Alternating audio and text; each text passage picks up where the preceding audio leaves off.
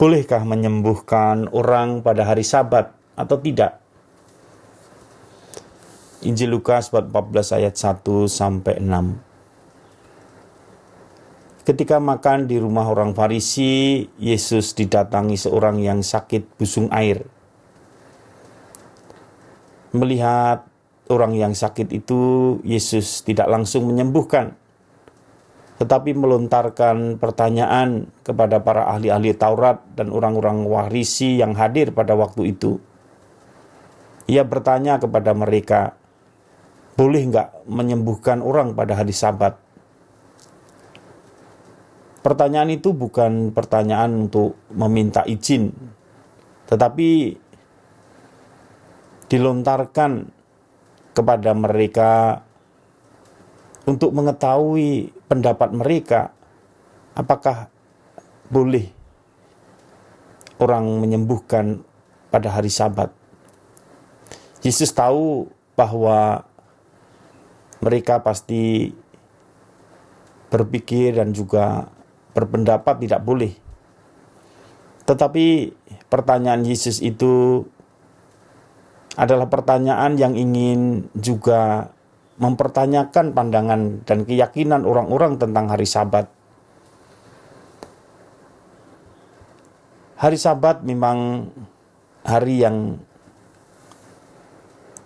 istimewa bagi orang-orang Yahudi, karena pada hari itu mereka beristirahat, tidak boleh melakukan aktivitas. Mereka hanya boleh beribadat, mempelajari Taurat, dan juga beberapa aktivitas yang ringan. Nah, rupanya Yesus ingin juga membongkar pandangan keyakinan yang kolot tentang hari Sabat dari orang-orang ahli-ahli Taurat dan orang-orang Farisi. Bahwa pada hari Sabat berarti tidak berarti bahwa orang tidak boleh melakukan apa-apa, termasuk berbuat baik dan membebaskan orang. Hari Sabat dibuat agar manusia sebenarnya tidak terbelenggu dengan aktivitas-aktivitas yang membuat mereka itu terlalu sibuk, sehingga tidak ada waktu untuk Tuhan, tidak ada waktu untuk merenungkan hidupnya, tidak ada waktu untuk istirahat. Meskipun menjadi waktu beristirahat atau beribadat atau mempelajari Taurat, pada hari Sabat orang sebenarnya tetap boleh berbuat baik, apalagi perbuatan yang membebaskan orang dari penderitaan. Justru itulah sebenarnya maksud hari Sabat, supaya orang-orang terbebaskan dari berbagai belenggu, termasuk belenggu aktivisme ataupun juga belenggu peraturan-peraturan yang membelenggu hidup mereka. Nah, saudara-saudari yang terkasih, mereka yang ditanya oleh Tuhan semuanya terdiam dan tidak memberi jawaban kepada Yesus. Mereka terdiam tentu juga mempertanyakan juga apa yang hendak Yesus katakan atau hendak Yesus lakukan. Mereka juga terdiam karena mereka juga tidak bisa memberikan jawab, karena jawaban yang mereka berikan pasti akan ditentang juga oleh Tuhan.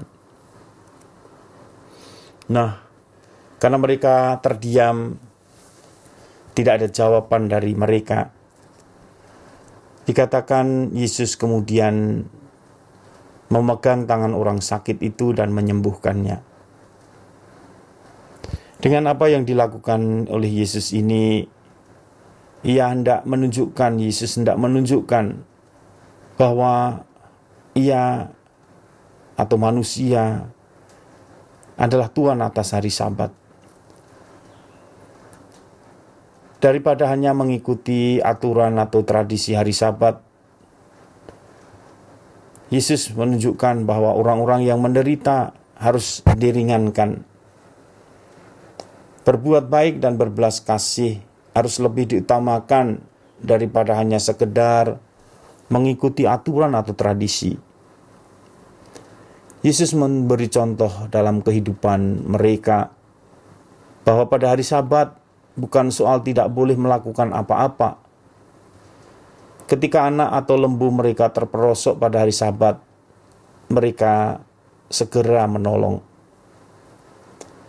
Berbuat baik dan berbelas kasih boleh selalu dilakukan meski pada hari Sabat.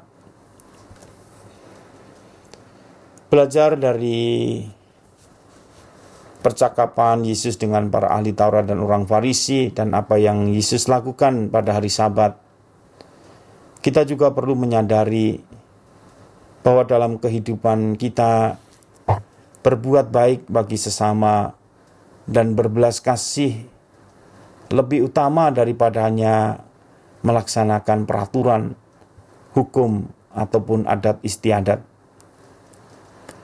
Yesus Tuhan sendiri mengatakan bahwa yang kukehendaki adalah belas kasihan. Nah, kita juga mendengarkan bagaimana Paulus juga mengingatkan bahwa orang itu dibenarkan bukan karena melaksanakan hukum, tetapi karena iman. Tentu iman yang bekerja oleh kasih. Nah, saudara-saudari yang terkasih, kasih dan belas kasih lebih membebaskan daripada hanya menaati aturan ataupun hukum. Karena itu, di dalam melaksanakan ketentuan, peraturan, atau hukum, atau kebiasaan, kita perlu juga mengutamakan kasih dan belas kasih. Kasih dan belas kasih inilah yang kita dengarkan selalu dalam Injil, yang selalu menggerakkan hati Tuhan untuk menyembuhkan, membebaskan, mengampuni, memberi makan, dan lain-lain. Demikian juga diharapkan dari para pengikutnya, kita semua. Kita semua juga harus belajar memiliki hati yang mudah digerakkan oleh kasih dan belas kasih. Dan kita tidak perlu takut. Tidak perlu takut dianggap melanggar hukum atau peraturan. Karena kasihlah hukum yang paling utama dalam iman kita. Tuhan memberkati.